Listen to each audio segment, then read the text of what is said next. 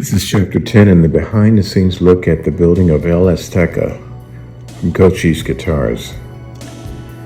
In this chapter, I'm installing the tuning machines, which are an 18:1 ratio locking tuner with contrasting 24 karat gold plated machines with black Imperial Grover style keys. I'm a big fan of the Grover Imperials, mainly because one of my favorite guitar companies, D'Angelico, they use them on all their models, on their highline models. And I just think if you're playing live or even in the studio, sometimes it's a lot easier to get a real good grip on the key and keep your guitar in tune. So it's a little extra step that makes the guitar a little bit more high class, I think. As you can see here, I'm putting in the screws for the tuning machines, and now I'm using a 10mm wrench to make sure they're flush with the headstock. Next, I'll install the Graphtec Tusk nut.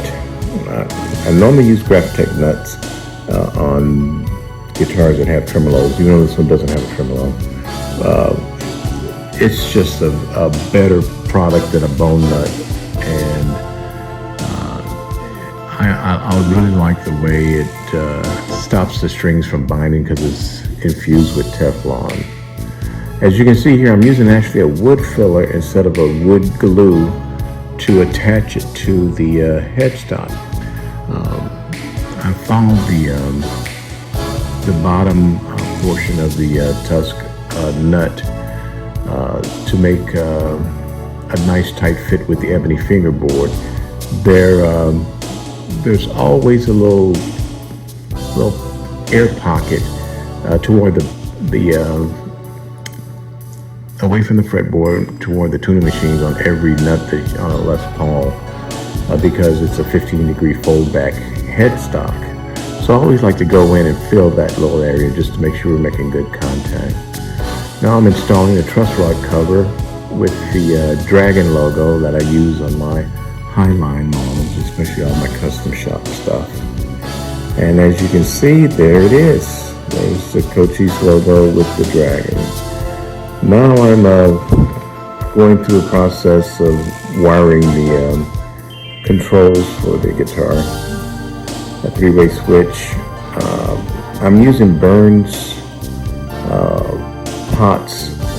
They're the push-pull pots because the pickups that I'm going to be installing will have the capability of going from humbucking to a single coil mode. They're 500K pots, but I use an audio taper pot instead of a linear taper. And to me, those linear tapers, once you get to about 75%, you might as well just turn it off because you're really not getting a smooth response curve. So it's one of the things that I do. Also, I always install a stereo output jack because I just think it holds the jack in place better. It's a firmer grip, and it just makes for a better connection for your output jack. And there's the three-way switch that I'm checking continuity on, and that's it for this chapter. We'll see you in chapter 11 where we'll start working on the body.